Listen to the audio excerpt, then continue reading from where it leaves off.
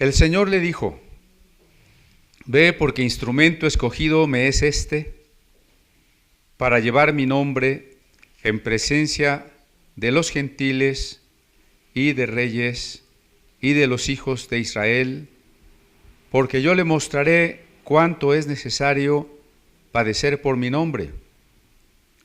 Fue entonces Ananías y entró en la casa, y poniendo sobre él las manos dijo: Hermano Saulo, el Señor Jesús, que se te apareció en el camino por donde venías, me ha enviado para que recibas la vista y seas lleno del Espíritu Santo.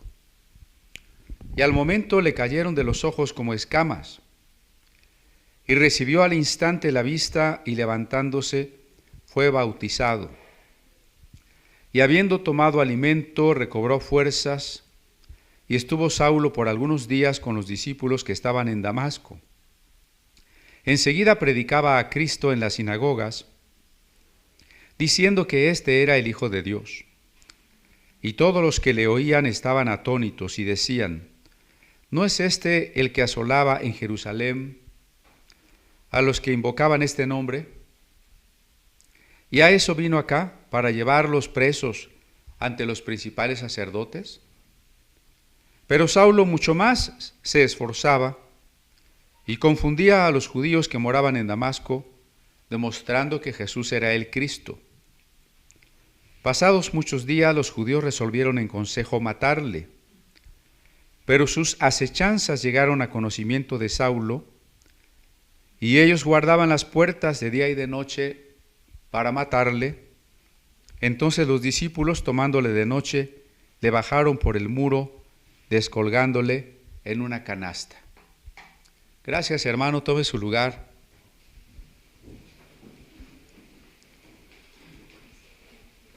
Recordamos que un hombre, un hermano, un cristiano llamado Ananías es enviado por Dios para buscar a Pablo y ayudarle. Pero Ananías le responde a Dios con una especie de informe. Señor, ¿no sabes que Él viene con autorización para poner en cadenas a los cristianos? Y decíamos que a veces, cuando sabemos que alguna cosa es la voluntad de Dios, que es Dios que nos está pidiendo algo, que nos cuesta trabajo hacer o que no queremos hacer, o que no es exactamente lo que nosotros habríamos planeado, lo que nos agrada, le queremos dar explicaciones a Dios. Bueno, yo creo que eso también llegamos a hacer con nuestros padres, ¿no? Pero es que mamá, mira que, ¿no? Que yo lavé los trastes ayer, ¿por qué otra vez me toca a mí? También a Dios le queremos dar explicaciones. Pero Dios le dice a Ananías: ve, porque yo he escogido a este hombre, es un vaso de elección, y ahí nos quedamos. Y fuimos a una carta de Pablo a Timoteo, donde se habla de que en una casa hay vasos o trastos, utensilios de lujo y otros de vida cotidiana, ¿no? A lo mejor hay por ahí una taza vieja donde ya nomás ponemos el detergente para lavar los trastes, ¿no? Pero hay otra, por si vienen las visitas, una copa de cristal cortado, ¿no? Es diferente. ¿Y en qué consistía que podamos ser un vaso para una cosa o para otra? Y Pablo ahí decía: el que se dispone, el que se limpia, el que se entrega, puede ser utilizado por Dios como un vaso de honra.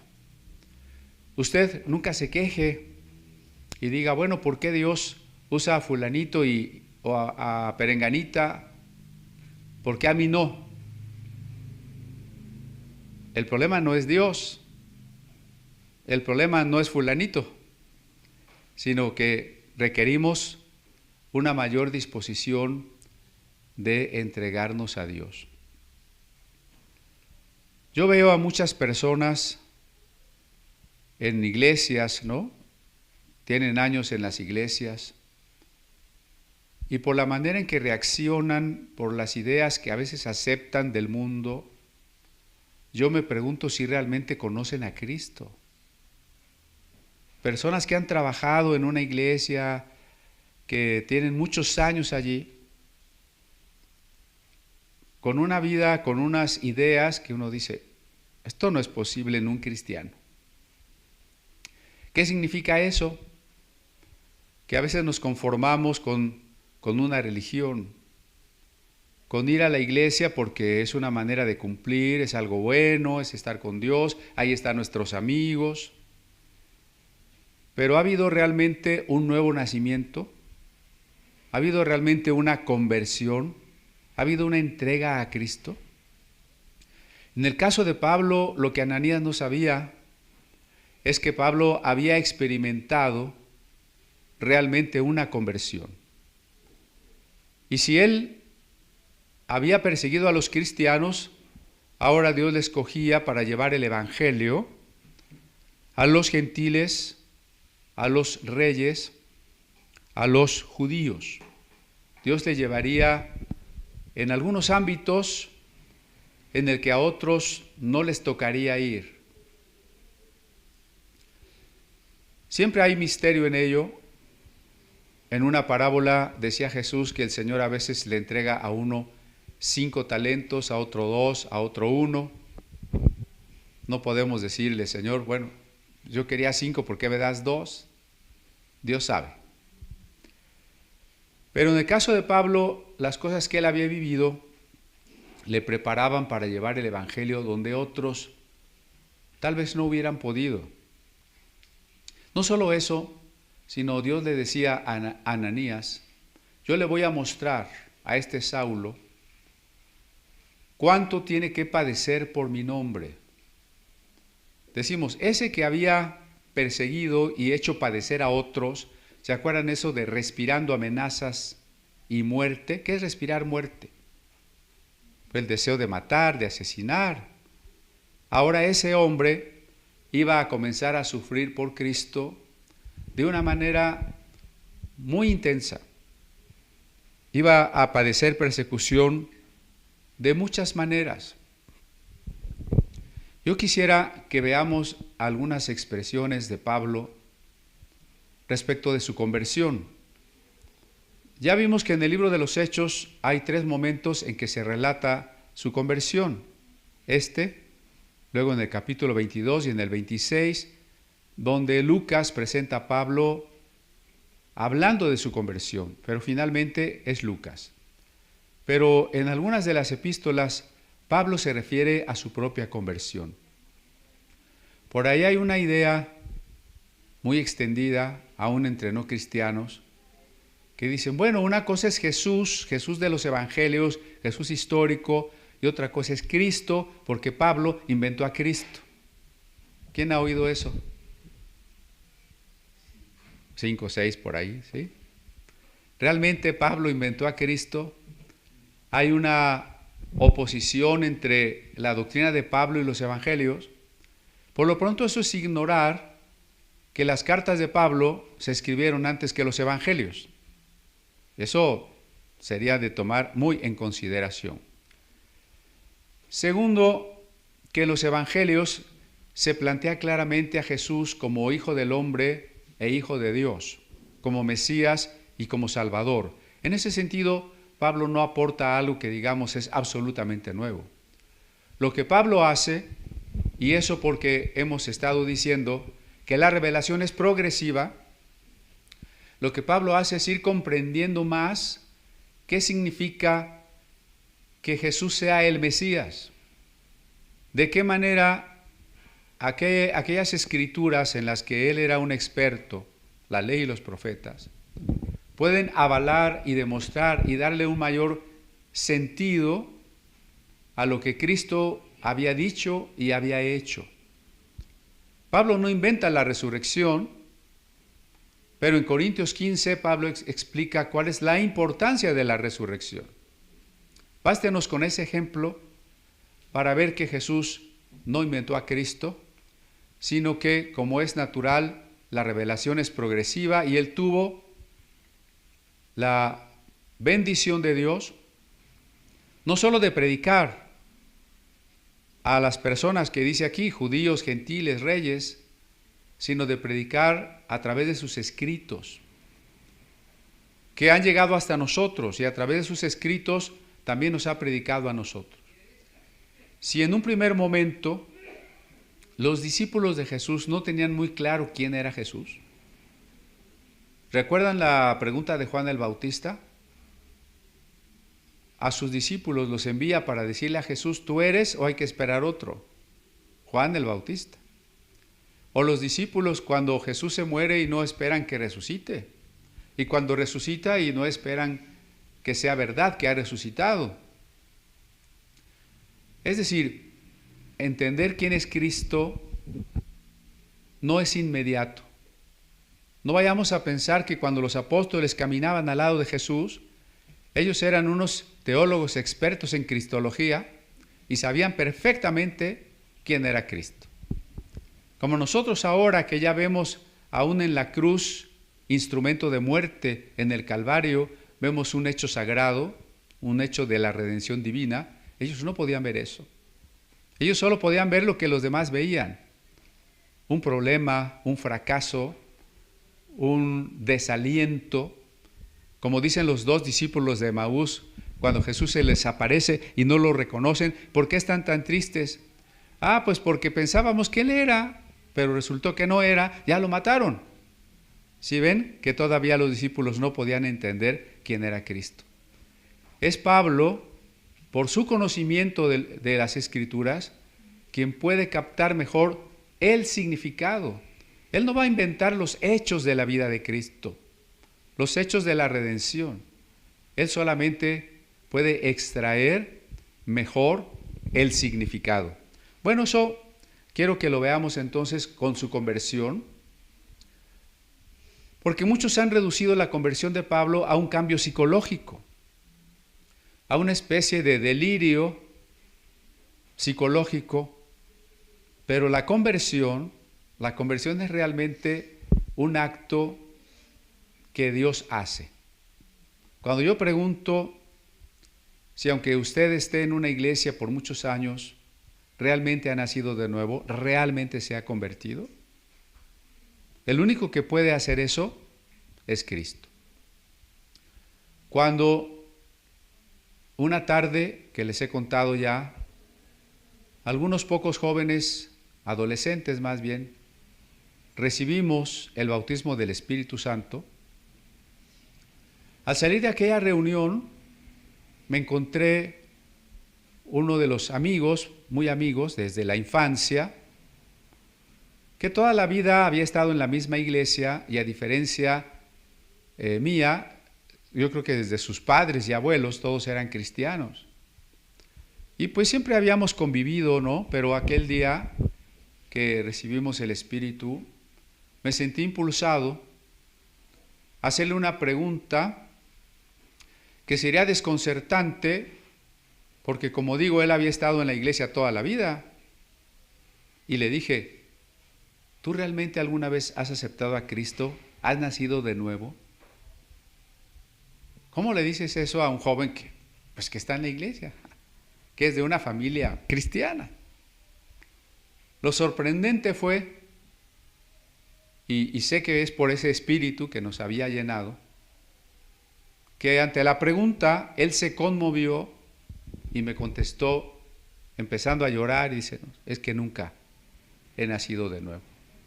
Y allí mismo oramos y vi el cambio de su vida, aunque había estado siempre en la iglesia, ¿no? Al otro día, domingo, sucedió lo mismo con otra persona. Una de las manifestaciones de esa llenura del Espíritu Santo era predicar, pero predicar empezando por los que estaban en la iglesia. Y yo, gran sorpresa, que muchos reconocían que no habían nacido de nuevo.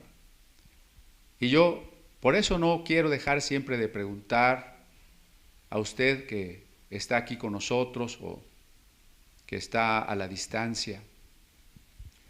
Pregúntese si ha nacido de nuevo. No si más o menos le convence el Evangelio, si se sabe algunos versículos, si le gusta venir a la iglesia o a veces no le gusta tanto, pregúntese solamente una cosa: ¿he nacido de nuevo? ¿Realmente me he convertido a Cristo? Porque conocer a Cristo en un encuentro personal es diferente a solamente asistir a una iglesia como asistir a cualquier otro evento. Es también un asunto de vida eterna. El que tiene al Hijo tiene la vida. El que no tiene al Hijo de Dios no tiene la vida. Es muy importante, ¿no? En punto de muerte he platicado en el hospital con personas que también toda su vida asistieron a una iglesia. Y me doy cuenta que cuando ya la muerte está muy cerca, hay inquietud, hay duda, hay miedo. Uno no esperaría que la hermana fulanita, que toda la vida era tan activa en la iglesia, en el momento de la muerte estuviese tan temerosa. Y entonces, ante la pregunta que vi necesario hacer otra vez, ¿usted está segura de su salvación? Pues es que toda la vida he ido a la iglesia. ¿Sí se fijan la respuesta? ¿Qué tiene que ver eso? Ir toda la vida a la iglesia no nos hace salvos, no nos da la vida eterna. Bueno, tú tienes miedo, estás insegura porque no sabes si estás perdonada de tus pecados. ¿Lo sabes? No. Entonces, no es que vayas a la iglesia, que tengas la religión correcta, es que puedas tener la fe de que has sido perdonado. Una certeza de que has sido perdonado, de que has pedido a Jesús que sea el Señor de tu vida. Ya dijimos que la conversión es eso, que yo era el dueño de mi vida y un día le dije a Jesús: sé tú el dueño de mi vida. En términos así muy sencillos, esa es la conversión. Vamos a ver varios pasajes donde Pablo habla, por ejemplo, en 2 Corintios 11:22. Dice Pablo: son hebreos, yo también. Son israelitas, yo también. Son descendientes de Abraham, también yo. ¿Por qué está diciendo Pablo esto? Porque no se puede poner la confianza en la raza, en el grupo, en la iglesia a la que asistimos. Mucha gente pensaba, bueno, judíos, que por ser hebreos o judíos, israelitas, descendientes de Abraham, todo estaba hecho. Pero dice el verso 32 del mismo capítulo: en Damasco, el gobernador de la provincia del rey Aretas guardaba la ciudad de los damasenos para prenderme. El rey Aretas, que es Aretas IV Filópater, fue nombrado por Cayo Calígula, el emperador, como rey de toda la provincia del norte, y él a su vez nombraba a algunos gobernantes que se llamaban etnarca o tetrarca, que eran como pequeños reyes o virreyes. Entonces él dice: el etnarca de Damasco quería matarme, se había puesto de acuerdo con los judíos de la ciudad de Damasco para matarme. Eso lo acabamos de leer en Hechos 9. Y entonces dice: y fui descolgado del muro en un canasto por una ventana y escapé de sus manos. Yo le mostraré cuánto ha de padecer por mi nombre. Ya empezaba el padecimiento. Que sus amigos, sus correligionarios, aquellos teólogos con los que él antes se entendía perfectamente, ahora lo rechazaban, lo señalaban y hasta querían matarlo. Tuvo que irse de una manera no muy elegante de la ciudad de Damasco, ¿no? Ser descolgado en una canasta. Vamos a ver qué dice Pablo en Gálatas 1,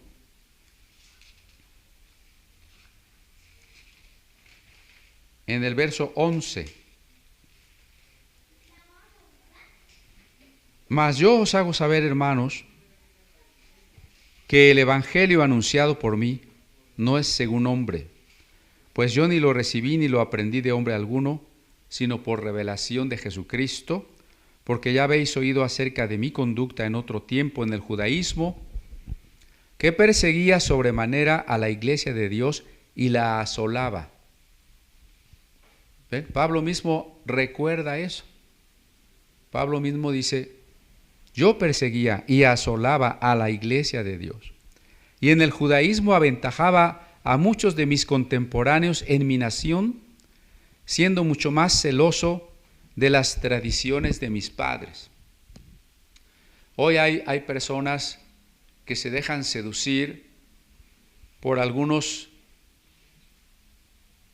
pues ya ni se dicen cristianos, a veces se dicen mesiánicos, ya no se dicen pastores, se dicen rabinos. Es que yo me reúno en una keilá con el rabino fulanito de tal, que ni son judíos, ¿no? Lo fueran o no, Pablo dice, pues yo aventajaba en celo, en rigor, en la práctica de la religión, en el cuidado de las tradiciones, a mis contemporáneos, mucho más celoso de la tradición, de lo que nuestros padres nos habían heredado. Pablo era un judío, sí, era un rabino muy celoso, sí. Por eso es que tanto los judíos que hoy no creen en Jesús aborrecen a Pablo, porque si quisieran conocerlo mejor y meditar lo que él decía, tendrían que reconocer que les está hablando un fariseo, que les está hablando un rabino, una persona rigurosa, guardadora de la religión judía. Pero esto que Pablo dice aquí en Gálatas, que él asolaba a la iglesia de Dios y que aventajaba en el celo judío a sus contemporáneos, tiene un contexto. Siempre que leamos un pasaje de la Biblia, de ser posible, tenemos que también tratar de entender cuál es el contexto en que se escribió. En las ciencias bíblicas, para referirse a eso, se usa un término alemán, el Sitzenleben, que quiere decir el contexto vital. Sitzenleben, ¿en qué contexto vital se escribió la carta a los Gálatas? Los primeros versículos lo dicen. El verso 6, estoy maravillado de que tan pronto os hayáis alejado del que os llamó por la gracia de Cristo para seguir un evangelio diferente. El contexto de la carta es los judaizantes. ¿Qué son los judaizantes? Los que habían creído en Cristo y ahora, seducidos por el judaísmo, por los rabinos, por la ley mosaica, estaban cambiando el evangelio para decir que la salvación se obtiene cumpliendo los mandamientos. ¿Tenemos que cumplir los mandamientos, sí o no? ¿Sí tenemos que cumplir los mandamientos? Ya no sabe qué decir, sí o no. Para salvarse hay que cumplir los mandamientos. No hay que cumplir los mandamientos para salvarse. Es un regalo de Dios en el amor de Cristo, en la muerte de Cristo, en la resurrección de Cristo. Los judaizantes están predicando, y digo en presente, están predicando porque me refiero ahora a los Gálatas del siglo XXI. ¿Quiénes son los Gálatas del siglo XXI? Todos los evangélicos, porque esto se da más entre evangélicos, mexicanos, claro, peruanos, colombianos, que se creen judíos, pero son mexicanos, pero se creen judíos, ¿sí? Son poblanos, pero se creen judíos. Otro evangelio, aunque Pablo dice, pero no hay otro evangelio. Miren cómo dice el siguiente verso, el 7. No que haya otro evangelio, sino que hay algunos que os perturban y quieren pervertir el evangelio de Cristo. Querer regresarse a las leyes de Moisés y a practicar el judaísmo es pervertir el Evangelio de Cristo. Estaba escuchando un video de uno de estos predicadores mexicanos, muy famoso, de estos apóstoles, y estaba diciendo que el retorno de Cristo va a ser en el mes de septiembre.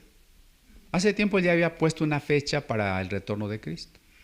Ahora lo que dice es que tiene que suceder en un mes de septiembre porque las fiestas judías se tienen que cumplir. Bueno, esa es una perversión del Evangelio de Cristo. Porque las fiestas judías fueron heredadas por los judíos de prácticas de la tierra de Canaán a donde ellos llegaron.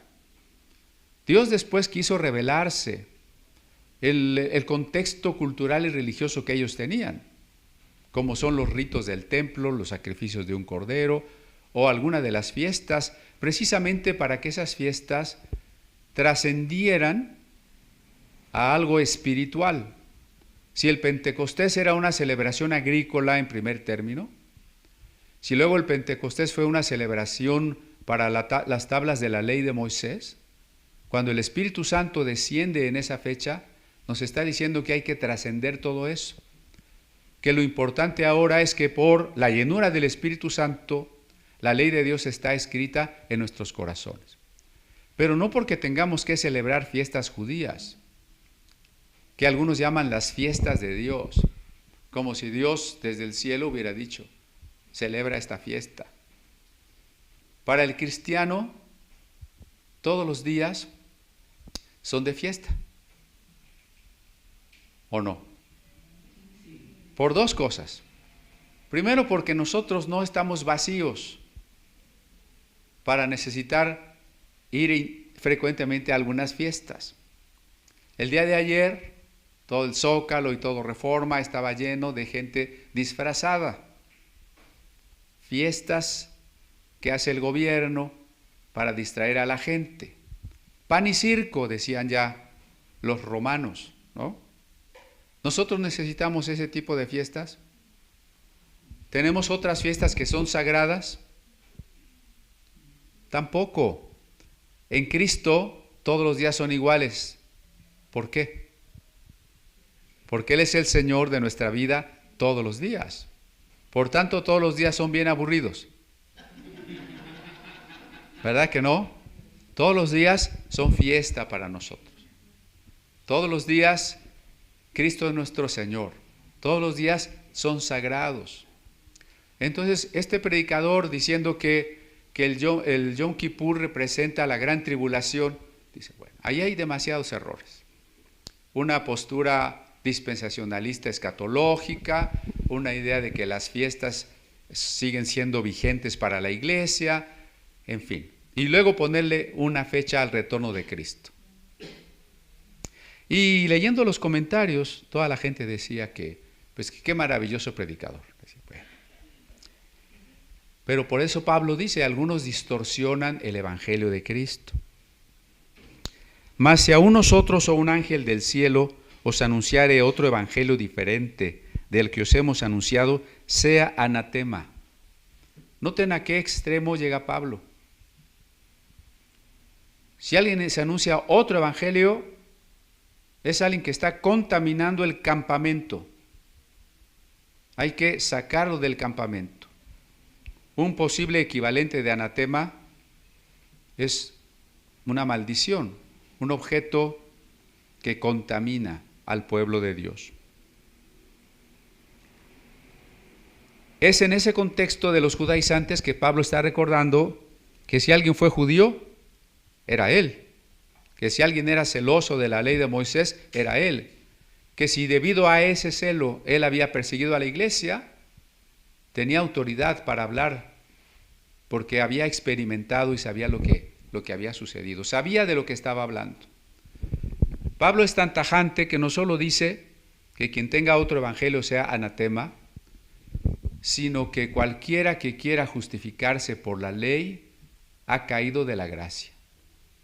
¿Sí? Así de tajante. No se dejen seducir por lo judío. Lo judío no es más que un nivel, un ámbito de lo religioso. nosotros vamos en pos de lo que decía Jesús. Hay que adorar a Dios en espíritu y en verdad. No nos interesa quedarnos en el nivel de lo religioso, de pensar que un idioma como el hebreo pueda ser sagrado, ni que es importante si nos reunimos en sábado o en domingo. No faltan los hermanos que te mandan sus saludos con su Shabbat Shalom, o que ya quieren hablar en hebreo, ¿no? O que creen que sí será muy misterioso, más espiritual, como más consagrado, ponerte la kipá, o estar hablando en términos judíos de cualquier cosa. Nada de eso es importante. Ni siquiera los cantos judíos que se han infiltrado en las iglesias, que ni son judíos para empezar, ¿no? Son una especie de cantos rock and rolleros en modo menor que dicen que son judíos, pero no son judíos. En 1 Corintios 15, del 8 al 10,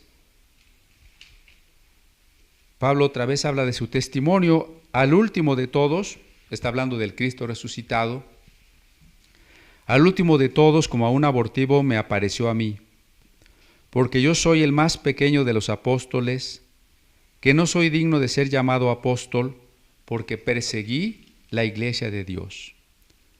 Pero por la gracia de Dios soy lo que soy, y su gracia no ha sido en vano para conmigo. Antes he trabajado más que todos ellos, pero no yo, sino la gracia de Dios conmigo. Vemos que aquel esfuerzo que Pablo puso por perseguir, ahora lo ha puesto por predicar a Cristo. Y por eso ahora es perseguido. Se reconoce como el apóstol más pequeño. Es una actitud de modestia. Finalmente, vayamos a Filipenses, en su capítulo 3,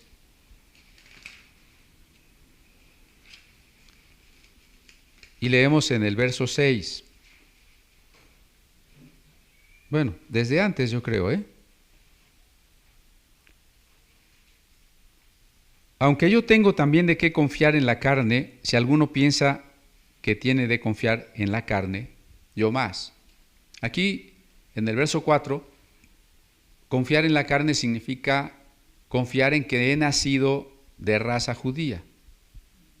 Si alguno tiene que confiar en la carne, dice Pablo, pues yo más. Verso 5, circuncidado al 8º día. Algunos hermanos, bueno, hermanos o primos, más bien ya primos, ¿no? Primos lejanos, que dicen que son judíos. Yo a veces les pregunto si para empezar están circuncidados. Hay algunos grupos que ya están circuncidando gente. Circuncidado al 8º día, del linaje de Israel, de la tribu de Benjamín, hebreo de hebreos en cuanto a la ley, fariseo. Pablo tiene todos los títulos. Cuando alguno de estos personas seducidas por los judaizantes, es que el rabino fulanito de tal sabe mucho, es un exégeta, los pastores son ignorantes porque este rabino sí sabe, se les olvida que si hubo un rabino que sabía, es Pablo. Yo les aseguro que el rabino que cualquiera tenga hoy no sabe lo que sabía Pablo. Si le interesa saber qué opina un rabino erudito, un rabino que sabe lo que dice, pues ese es Pablo. Dice el verso 6, en cuanto a celo, perseguidor de la iglesia. ¿De qué manera estaba convencido y cuidaba el judaísmo? Pues perseguidor de la iglesia. En cuanto a la justicia que es en la ley, irreprensible.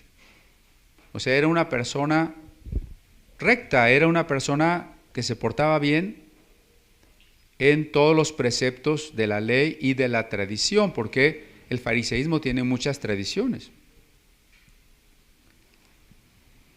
Pero cuantas cosas eran para mí ganancia, las he estimado como pérdida por amor de Cristo. qué importante es esto. Todo eso de lo que algunos presumen, todo eso que algunos están buscando porque no tienen, dice Pablo, eso es pérdida. En otras versiones dice basura, ¿no? Es basura. O sea que ser fariseo, ser judío, ser rabino, saber todo lo que sabía, es basura. No me vea con cara de que soy un antisemita. No estoy hablando en contra de los judíos. No estoy hablando en contra de la ley de Moisés. Lo que estoy diciendo es que cuando a esas cosas les damos importancia más que a Cristo, estamos equivocados. Cuando suponemos que eso pueda ser parte del camino de salvación, o que por ser judaizantes somos mejores cristianos, tal vez no se digan judaizantes, es que soy mesiánico. Pero ¿qué quieres decir con eso? Queda muy claro. Pablo dice, todo eso es basura. Regresemos a Hechos 9. Y si podemos entonces ver que la conversión de Pablo ha sido tan real, tan profunda, entonces Ananías obedece a Dios en el verso 17, donde dice, fue entonces Ananías y entró en la casa, y poniendo sobre él las manos dijo, hermano Saulo, el Señor Jesús que se te apareció en el camino por donde venías, me ha enviado para que recibas la vista y seas lleno del Espíritu Santo. Ananías ha recibido una gran revelación, ¿no? Porque ahora sabe que Pablo es un hermano, así le saluda, hermano Saulo. Sabe por qué se ha convertido en un hermano, porque Jesús se le apareció en el camino, pero Pablo no se lo había dicho, ¿sí? Es Dios quien le ha hablado. Y entonces pone las manos sobre la cabeza de Pablo. Al momento le cayeron los ojos como escamas y recibió al instante la vista y levantándose fue bautizado.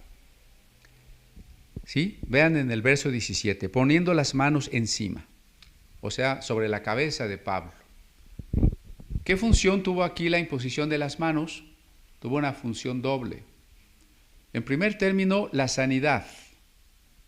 Recordamos pasajes como Marcos 16. El que creyere, sobre los enfermos pondrán sus manos y sanarán. Y la otra función que vimos en Hechos capítulo 8 con los apóstoles que llegaron a Samaria, que por la imposición de las manos se daba el Espíritu Santo. Entonces, Ananías ora por Pablo, por Saulo, con la imposición de manos, para estas dos razones, que sea sanado y que sea bautizado con el Espíritu Santo. Primero, ¿sanado de qué? De su ceguera física. Recuerden que es como una intuición, que hay cosas que no se ven con los ojos físicos. Y digo una intuición porque eso está presente en muchas culturas. Por ejemplo, en el pensamiento griego, en algunas obras clásicas, como en la de Edipo, o en la de los argonautas de Apolonio de Rodas, los adivinos son ciegos, ¿no? Y a la vez también Edipo tiene que sacarse los ojos.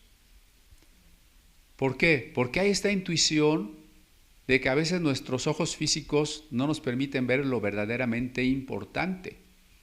En Juan capítulo 6 Jesús dice, después de haber sanado a un ciego, que los que se oponen a Jesús son los verdaderos ciegos, ¿no? Jesús sanó a un ciego físico, pero los ciegos son los que se oponen a él. Y dice, tienen pecado porque dicen vemos, pero son ciegos. O sea, el ciego que no quiere reconocer que está ciego espiritualmente, continúa en su pecado. Entonces habíamos dicho que Pablo veía con los ojos del cuerpo, pero estaba ciego espiritualmente. Cuando se le aparece Jesús, se queda ciego en el cuerpo y se le abren los ojos espirituales. Ahora Dios quiere bendecirlo, haciéndole que recobre la vista. Habrá otro momento en que Pablo se va a enfrentar a un mago y Pablo lo dejará ciego a aquel mago, a Elimas el encantador. Bueno, eso lo vamos a ver después, ¿no? Pero entonces estas, como diríamos, analogías entre la ceguera física y la ceguera espiritual son muy importantes. Y muestra también una diferencia entre la conversión y el bautismo del Espíritu Santo. ¿En qué momento se convirtió Pablo?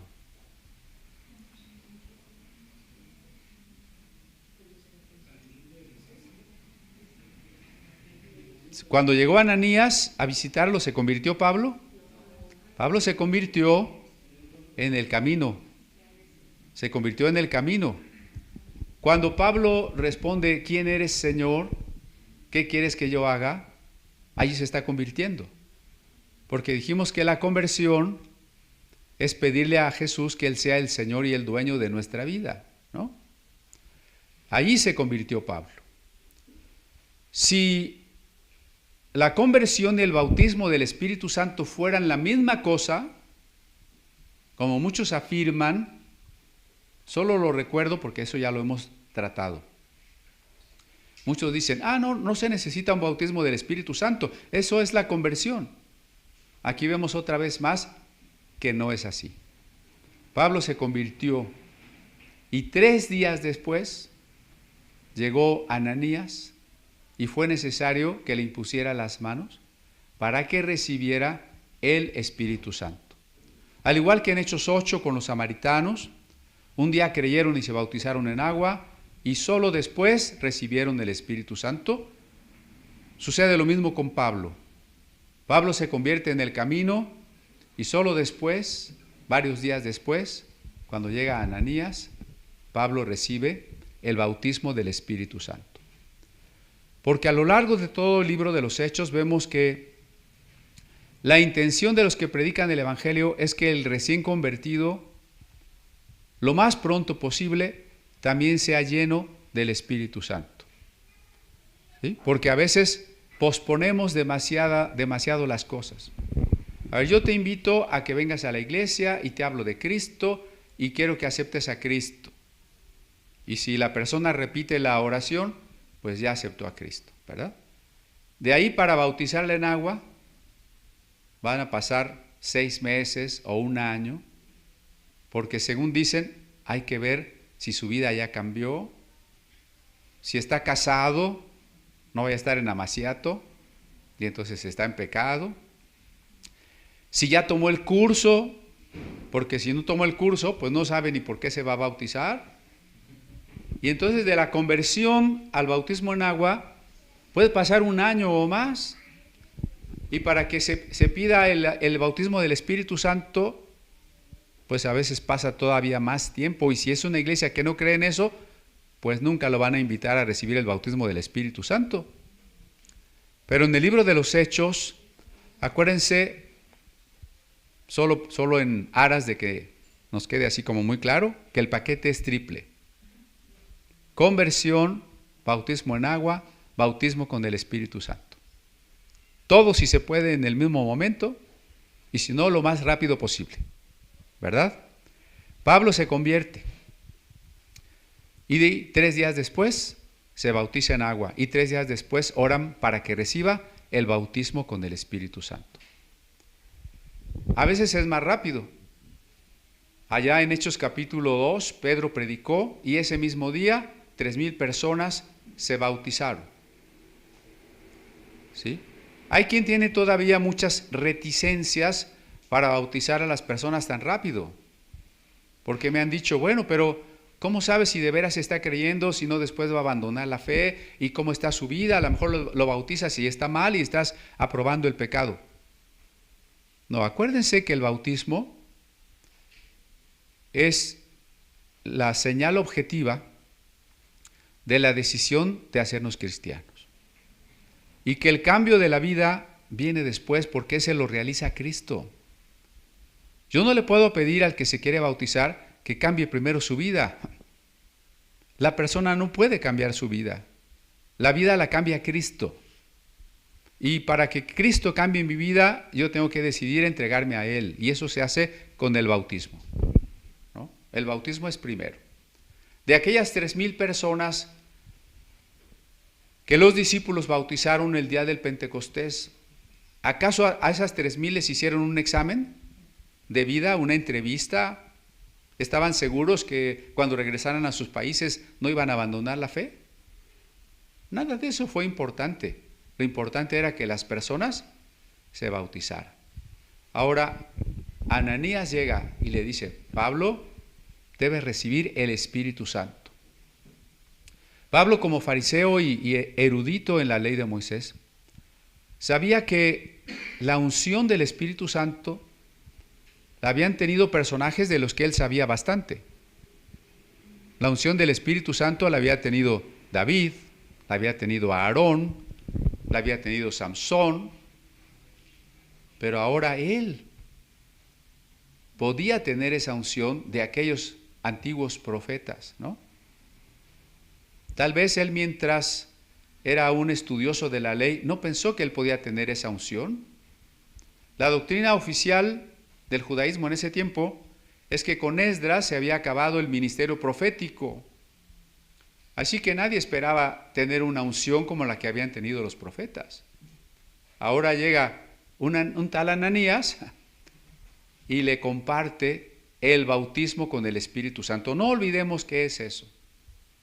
El bautismo del Espíritu Santo es la presencia, la manera del Espíritu Santo de relacionarse con nosotros, como lo hizo con los profetas y sacerdotes de la historia sagrada, ¿sí?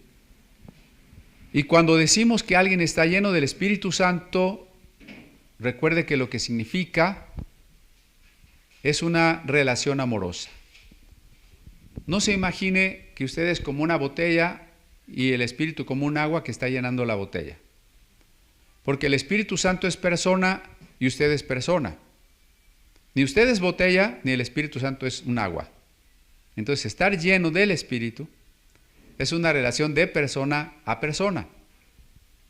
Si el amor de Dios ha sido derramado en nuestros corazones por el Espíritu Santo que se nos ha dado, estar lleno del Espíritu es responder en una entrega absoluta. La entrega absoluta a veces es difícil porque habrá que descubrir muchas cosas que estorban, que no estamos rindiendo a Cristo, pecados que no hemos reconocido o que hemos reconocido y no queremos dejar. Por eso siempre se habla de la oración y del ayuno como una preparación en la que permitimos al Espíritu Santo mostrarnos aquello que tenemos que rendir. Pablo había estado 3 días en ayuno. ¿Recuerdan? No sé, profundamente conmovido por lo que había sucedido y cómo se explicaba eso a la luz de todo lo que él sabía de la ley y los profetas. Y de qué manera podría él, perseguidor de la iglesia, saberse perdonado. De qué manera responder a la llenura del Espíritu Santo. Fueron 3 días y por eso ni comió ni bebió, un ayuno total. 3 días en que había mucho en qué pensar. Pablo tiene que aceptar, entre otras cosas, que aunque acaba de golpear hermanos, de llevárselos a la cárcel o tal vez de matar a algunos, Cristo le está perdonando. ¿No es difícil eso? Entender que Cristo me está perdonando. Como buen fariseo, Pablo pensaba que portándose bien podría alcanzar el favor de Dios y la vida eterna. Ahora tiene que entender que con todo lo malo que ha hecho, Jesús le ofrece un perdón en el que Pablo no coopera, no tiene que merecerlo, simplemente tiene que recibirlo. Eso es lo que mucha gente no puede aceptar. ¿Cómo ser salvado, perdonado sin hacer nada? A veces a la gente le molesta porque nuestra soberbia, nuestro orgullo nos hace pensar que nosotros no somos tan malos, podríamos hacer algo para cooperar con nuestra salvación. No, nada. Una vez que Pablo oró con Ananías, dice, levantándose, dice el verso 18, fue bautizado en agua. Imagínense, ahora Pablo está haciendo el compromiso de hacerse un discípulo de aquel a quien perseguía. Bueno, fue realmente una crisis, un cambio muy profundo en Pablo, una auténtica conversión. Habiendo tomado alimento, recobró las fuerzas, y estuvo Saulo por algunos días con los discípulos que estaban en Damasco. Después de esa experiencia, Pablo se queda con los discípulos, seguramente aprendiendo. Él es un recién convertido, y aunque sabe mucho, seguro que tiene muchas preguntas, ¿no? Usted se puede imaginar a Pablo con los discípulos ahí, pero entonces, ¿esto qué quiere decir? Pero entonces, ¿Jesús qué dijo de esto? ¿Ustedes qué saben? ¿Cómo fue exactamente la crucifixión? Porque él no estaba. Mucho aprendizaje y muchas preguntas de Pablo podemos colegir durante esos días. Luego, si tenemos el versículo en griego, si me ayudan allá en la cabina,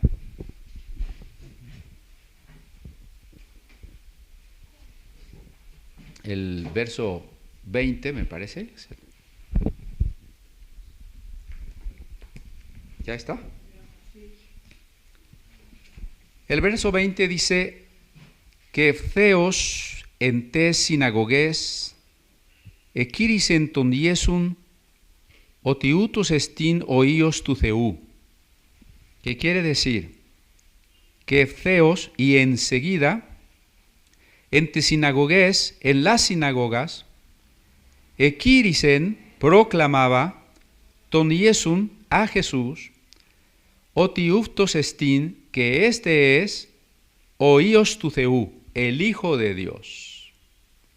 Eso dice allí nuestro versículo 20, ¿no? Enseguida predicaba a Cristo en las sinagogas diciendo que este era el Hijo de Dios. Lo que antes para Pablo era una blasfemia. ¿Cómo puedes decir que ese profeta falso, crucificado, fracasado, rechazado, que no estableció la paz en el mundo ni el reino de Dios, cómo puede decir que es el Mesías? Hijo de Dios, haciéndolo igual a Dios. Pablo calificaba eso como blasfemia y por eso se sentía animado y justificado de perseguir a los cristianos. Ahora él va a las sinagogas a decir que Jesucristo es el Hijo de Dios. Recuerden que los judíos, desde las épocas del imperio asirio y luego el imperio babilónico, fueron dispersados a muchas ciudades y que desde los tiempos de Esdras, en que nace lo que realmente podemos llamar judaísmo, no hay judaísmo antes de Esdras. Cuando usted lee del viaje por el desierto, del tabernáculo o de David o de Isaías, no existe el judaísmo. Existe una antigua religión hebrea.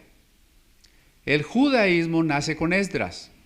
Una de las características del judaísmo es establecer casas de estudio de la Torá o la ley de Dios, porque hasta antes de Esdras ni siquiera se había completado la Torá. Estaba terminando de escribirse.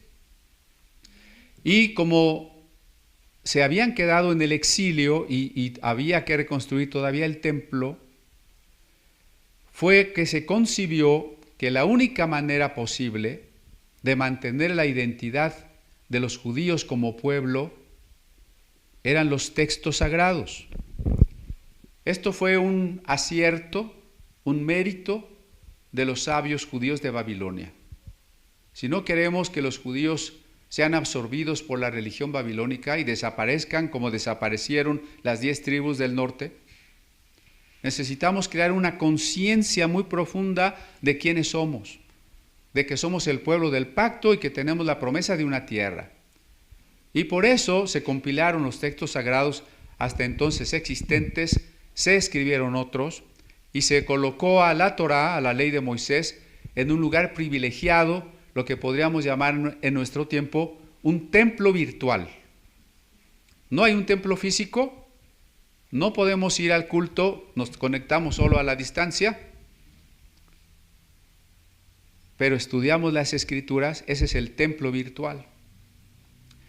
Y para estudiar y mantener esa identidad, se creó una nueva institución, la sinagoga, que es la casa de estudio. Y estas sinagogas se levantaron en cualquier pueblo donde hubiera judíos, en cualquier país, donde hubiera 10 hombres judíos. El único requisito para que haya una sinagoga es que haya 10 judíos varones, ¿no? Entonces vemos que aquí en Damasco había varias sinagogas, y seguramente a los alrededores de Damasco, que no es Israel, Damasco es Siria.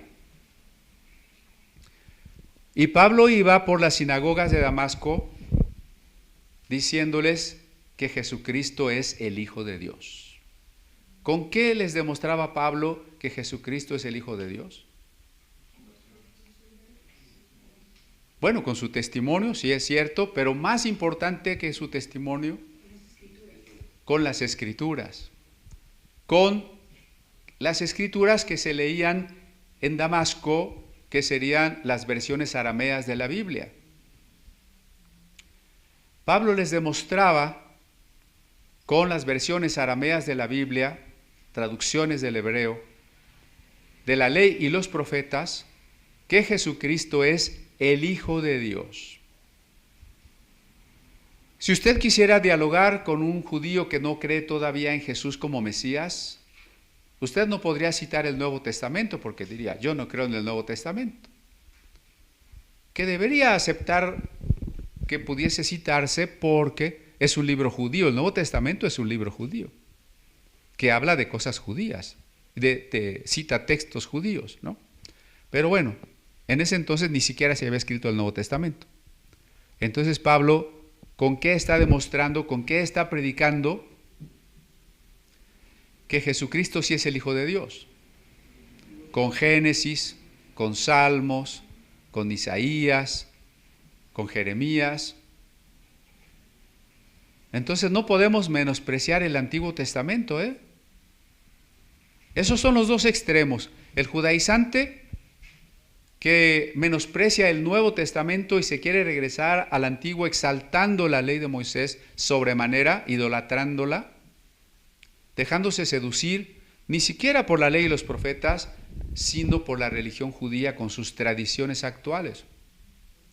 Y el otro extremo, muchos evangélicos también, marcionitas, que dirían, eso no vale porque está en el Antiguo Testamento. ¿Han oído esa frase? Eso ya no es actual porque está en el Antiguo Testamento. ¿Por qué digo marcionitas, no marcianitos? Porque Marción fue un pastor en el siglo II que pensaba que el Dios de los judíos no era el Padre de Jesucristo, era un Dios diferente. Jehová era un Dios creador del mundo material malvado y por tanto era un Dios inferior y probablemente malvado. Solo el Dios de Jesucristo era bueno y no tenía nada que ver con el Antiguo Testamento. Entonces, cuando un cristiano desprecia el Antiguo Testamento, es marcionita, ¿no? No debemos aceptar ninguno de esos dos extremos. Toda la Escritura, dice Pablo, es inspirada y útil para enseñar, para redarguir, etc. Claro que tenemos que ensamblar correctamente las cosas. Si ponemos la ley de Moisés por sobre el Evangelio, estamos olvidando la progresión de la revelación. Estamos olvidando que Dios ha hablado de muchas maneras por los profetas, pero en este último tiempo nos ha hablado por el Hijo Jesucristo. No podemos olvidar eso. Pero es precisamente el Antiguo Testamento el que da testimonio de Cristo. Mientras usted pueda usar a la ley y los profetas para mostrar a Cristo, es un uso correcto. Cuando usted se olvida de Cristo y exalta la ley por sí sola, es un uso incorrecto. Entonces Pablo tendría que haber hablado con los pasajes del Antiguo Testamento. No había otro. ¿Qué sucedió entonces? Los que oían, dice el verso 21, estaban atónitos y decían: ¿no es este el que asolaba en Jerusalén a los que invocaban este nombre? ¿Ya eso vino acá para llevarlos presos ante los principales sacerdotes? ¿Qué pasó aquí?, se pregunta la gente. Saulo es famoso por perseguir cristianos. Vino aquí para ponerles cadenas y llevarlos a Jerusalén. ¿Qué sucedió? Pero Saulo mucho más se esforzaba. Se esforzaba quiere decir que estudiaba, que demostraba, que discutía y confundía a los judíos. Confundía, es decir, porque no podían responder a los argumentos que desde las escrituras hebreas Pablo les daba. Confundía a los judíos que moraban en Damasco, demostrando que Jesús era el Cristo. Vean el equivalente en el verso 20, el Hijo de Dios. En este otro verso, el Cristo. Hijo de Dios, el Cristo. Estos títulos, Hijo de David, Hijo de Dios, Hijo del Hombre, Cristo, todos representan a un personaje por el cual Dios establecería su reino. Un ser humano celestial. Así está revelado el Hijo del Hombre en los libros apocalípticos del Antiguo Testamento, como en el libro de Daniel. Una figura humana celestial a quien el Padre entregaría toda la autoridad para resucitar a los justos y castigar a los malvados. Entonces, cuando Pablo utiliza estos títulos, mostrando las tipologías, mostrando las profecías, los judíos que rechazan a Jesús no le pueden responder, no tienen argumentos. Por ejemplo, y ya lo hemos comentado, ¿cómo me explicas que Dios le pidiera a Abraham que sacrificara a su propio hijo? Esa es una historia tipológica. Dios ofreciendo a su propio hijo. Y si eso no lo podemos ver, el relato no tiene ningún sentido. Por eso los judíos actuales ni siquiera le quieren llamar el sacrificio de Isaac. Le llaman la akedá, la atadura de Isaac. Porque para ellos realmente no había ningún peligro de que Abraham pretendiera sacrificar a su hijo. ¿Cómo explicar que Abraham iba a hacer una práctica que Dios condenaba en los otros pueblos, sacrificar sus hijos a los dioses? Si no hay allí una tipología que apunta hacia el hecho de que Dios entrega a su propio hijo por nosotros, ese es un pasaje sin sentido, ¿no? Y como ese, muchos Pablo debe haber argumentado. Cuando las personas no pueden contestar a nuestros argumentos, se convencen humildemente, ¿verdad? No los convencí. No. Eso sigue siendo real hasta el día de hoy. Porque para empezar, en nuestra época, ustedes saben que la gente no quiere razonar. Ahora, con estas ideas de descolonizar, de quitar la razón burguesa, la razón europea, la razón machista, entonces ahora cualquier cosa vale. Ahora lo que se privilegia son las emociones. Es que yo me siento tal cosa, es que yo me siento cebra, yo me siento mujer, yo me siento bebé. Sí, pero vamos a argumentar si eres o no eres. No, a mí no me interesa razonar. Yo me siento así y tú tienes que respetar cómo yo me siento, ¿no? O sea, si tal vez en aquel entonces se hubiese valorado el razonamiento, en un siglo posterior al 20, que fue el siglo de la ciencia, en el 21, ya no se valora el razonamiento. Se valora la libre interpretación, se valora el discurso, se valoran las emociones, la narrativa. Lo que hoy la gente cree, lo que la mayoría de la gente acepta, no son los hechos verificables ni los argumentos racionales, sino la narrativa que alguien construyó y ellos aceptaron. Y eso, el que alguien se oponga con la lógica y con la razón a esas cosas absurdas, ¿qué provoca? Pasados muchos días, los judíos resolvieron en consejo matarle. Eso que Pablo antes quería hacer, ahora lo quieren hacer con él, ¿no? Ahora lo quieren matar. ¿No hubiera sido suficiente decir, oye, el que quería matar a todos ahora es cristiano, ¿por qué? ¿No sería lo más racional hacerse una pregunta seria? Yo me acuerdo cuando metieron presos a los 72 hermanos allá en Chiapas, acusados falsamente de la matanza de Acteal. Se construyó una narrativa que habían sido los hermanos, cuando los hermanos ni tenían armas, ni siquiera estuvieron allí. Y cuando se fue descubriendo que el proceso había estado equivocado y se empezó a dejar libres a algunos, los opositores decían, ¿por qué están dejando libres a los asesinos? La pregunta más correcta hubiera sido, si está demostrado que ellos no fueron, ¿quiénes fueron? Lo que me interesa es quiénes fueron. Pero no, resultó que lo que les interesaba es que no dejaran libres a estos. Y cada vez que los hermanos venían, con nuestra hermana Estela, por ejemplo, antes llegaban los curas y los catequistas de San Cristóbal de las Casas, de Chenaló, a hablar con el gobierno, para presionar, para que no se declarara la inocencia de los hermanos, ¿no? O sea, la gente no es que quiera preguntarse realmente quién fue o por qué realmente sucedió esto, qué tiene de verdad o qué tiene de mentira. La gente se casa con un sentimiento, con un partido de fútbol o político, con un equipo o con una narrativa. Y entonces Pablo se entera de que lo quieren matar, de que están vigilando las puertas de la ciudad. ¿Se acuerdan que las ciudades eran amuralladas? ¿No? Todas las puertas de la ciudad están vigiladas para que cuando Pablo intente salir, sea prendido y lo puedan matar.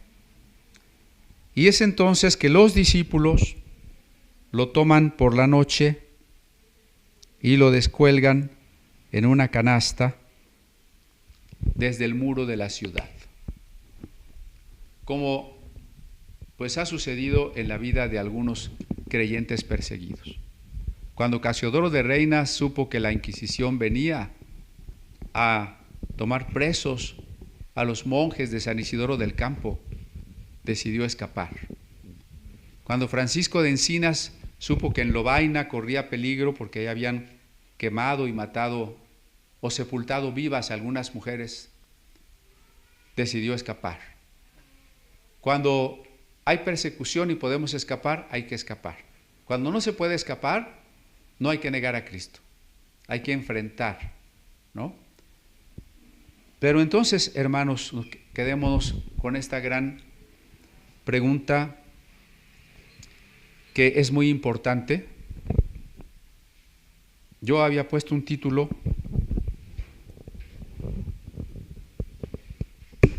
ya sé que debería terminar, pero veo que no quieren que termine. El título es Dios me apartó desde el vientre de mi madre. En los testimonios que Pablo da, usa esta frase, Dios me apartó desde el vientre de mi madre. Todos los creyentes tenemos esa convicción y esa sensación, ¿o no? No es que Dios nos hubiera apartado de manera arbitraria, eso ya lo hemos platicado. No es que seamos mejores que otros, es que para Dios, que está en la dimensión eterna, todo el tiempo está ante su mirada. Dios no está limitado por el tiempo. Dios ve todo el tiempo, pasado, presente y futuro. Él sabe de antemano, desde nuestra perspectiva es de antemano, respecto de todos aquellos que aceptarían su amor, que reconocerían a Cristo. Y Él ha querido que aún antes de que llegue ese momento de nuestra conversión, y aunque fuésemos anticristianos en algún momento, Él ya nos preparaba para aquel gran momento, ¿no? Todo lo que Pablo vivió era ya una preparación para el llamado que él tenía. Que él conociera perfectamente la ley y los profetas, que él conociera el hebreo, el arameo, el griego, el latín, porque era ciudadano romano, que conociera la filosofía, como lo veremos discutiendo con los filósofos, que conociera el derecho.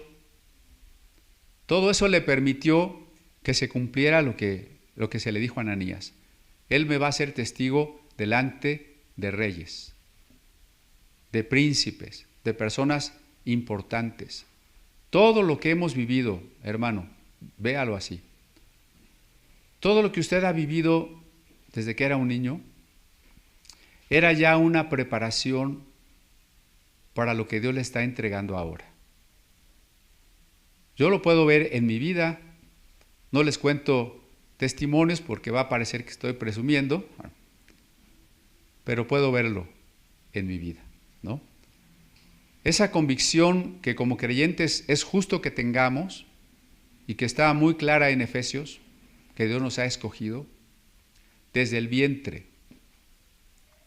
Lo que, por cierto, también nos muestra que la criatura en el vientre ya es una persona, ya es un ser humano, sino como Dios está escogiendo un conjunto de células que no son nada,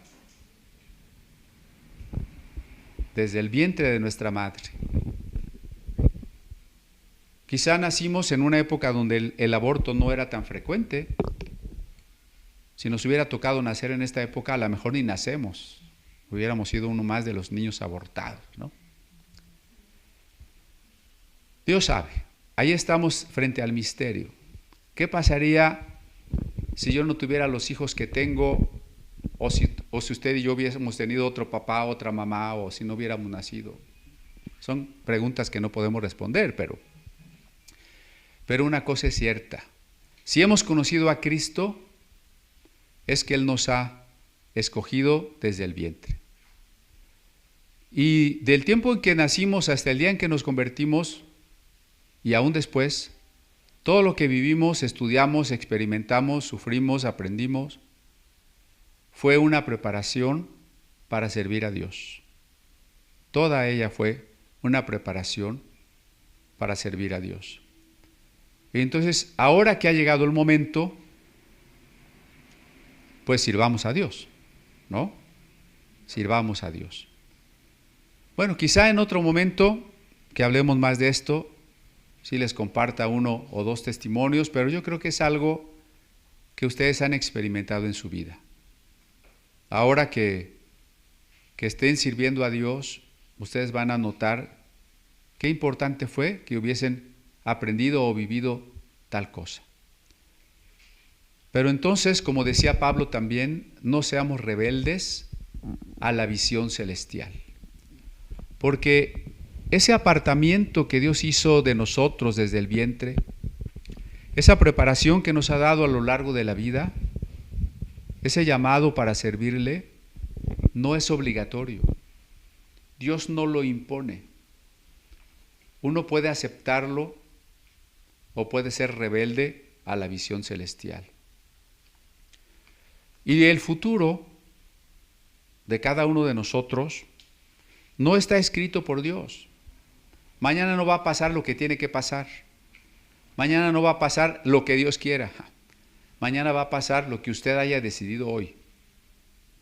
¿Sí? Mañana va a pasar lo que usted esté decidiendo, lo que usted esté construyendo desde el día de hoy. Y esa es la razón del título que pusimos, ¿no? Desde el vientre de nuestra madre Dios nos apartó. Valoremos ese privilegio viviendo para servir a Dios.